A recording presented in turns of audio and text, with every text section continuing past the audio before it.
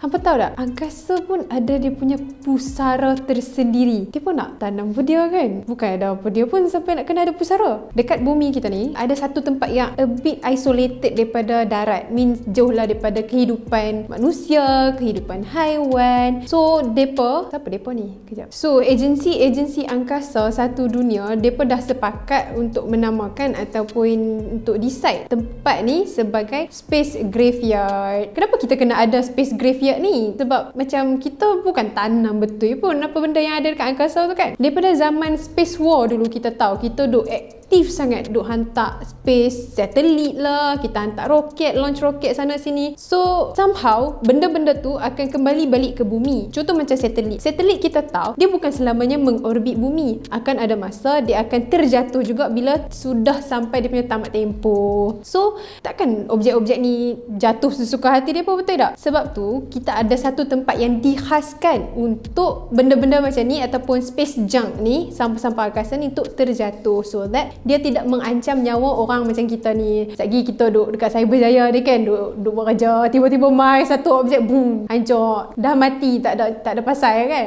Space graveyard ni nama lain dia adalah Point Nemo lah. Sebab tu macam kalau hampa tahu, ISS depa dah plan untuk ISS ni terjatuh pada tahun 2030. Walaupun kita nak menghampiri 2030 tu dalam 5 tahun akan datang kan, tapi depa dah plan awal-awal dah. Sebab apa? Sebab dia tak boleh suka-suka hati. Okey, dah 2030 kita stopkan je lah space ISS ni kan, lepas tu terus dia jatuh. Dia bukan macam tu. Dia kena plan. Maksudnya dalam ISS tu mengorbit ataupun apa-apa objek angkasa yang lain kan, dalam dia duk mengorbit tu, dia dah kena plan dah. Okey, bila objek angkasa ni kena slow down. Maknanya dalam dia punya speed asal tu, dia kena slow down dulu. Dia tak boleh tiba-tiba stop dan terus jatuh. So dia akan slow down. Dekat mana dia kena slow down, bila dia kena slow down, semua tu sebenarnya dah di plan. So that bila dia terjatuh dekat Point Nemo ni. Point Nemo ni luas. Maksudnya dia bukan macam kita, macam hampa tengok apa dia? Macam hampa tengok Top Gun kan, dia macam kena target betul-betul tu. Dia bukan macam tu. Dia luas sangat-sangat. So kalau dia pun terjatuh, kalau lari sikit pun, tergelincir sikit pun, dia dalam range yang ada dalam Point Nemo tu.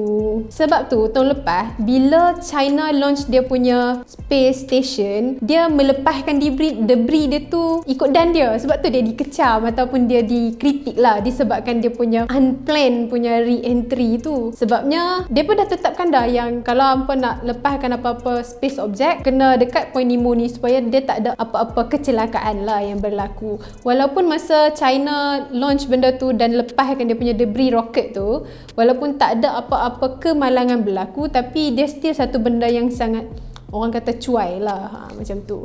Kan duk kata tadi Point Nemo ni macam jauh daripada darat kan. So berapa jauh sebenarnya dia daripada darat? Darat yang terdekat dengan Point Nemo ni adalah sejauh 2,600 km.